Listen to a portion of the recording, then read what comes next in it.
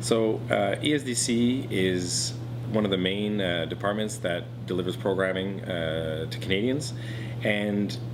we communicate to them through a variety of channels, in person at Service Canada centres, 1-800-O-Canada with our call centres, and then through our websites. So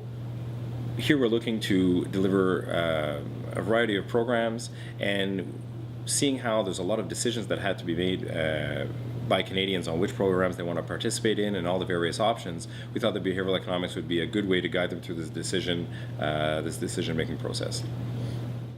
One of the major platforms that we have online is the Job Bank service, and a subset of Job Bank is there's a special service called Job Match, and in that it's essentially a dating website where employers and job seekers get together, or the algorithm, a special algorithm brings them together to say, hey, this person has the right skills and this job is looking for those specific skills.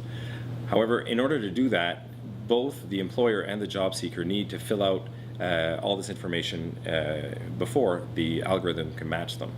And what we were noticing once we launched the Job Match service is that there was a lot of people, the employers, they were required to fill it out, but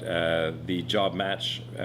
for job seekers was a voluntary thing that they can apply for. We noticed that they'd begin the sign up, but they wouldn't end it.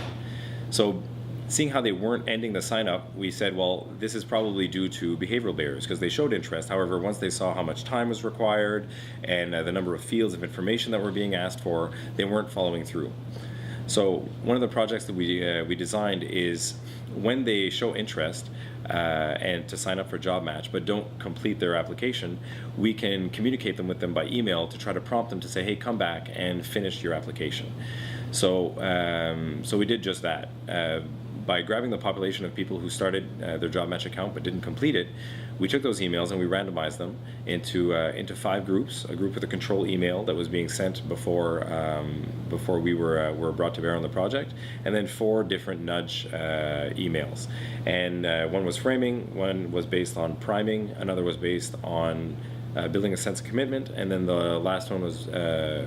around social norming. And then we tested using Google Analytics and our internal administrative software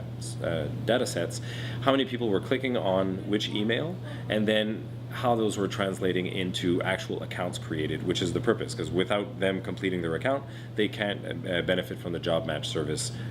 which will match them with jobs. And what we found was that the behavioral economics inspired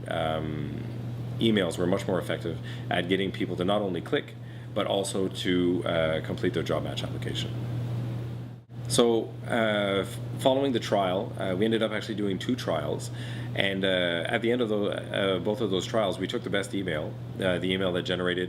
got people to come on and complete their accounts at the highest rate, and we implemented that as the go-to email that our systems automatically send out to Canadians who are signing up to Job Match but just don't complete the profile.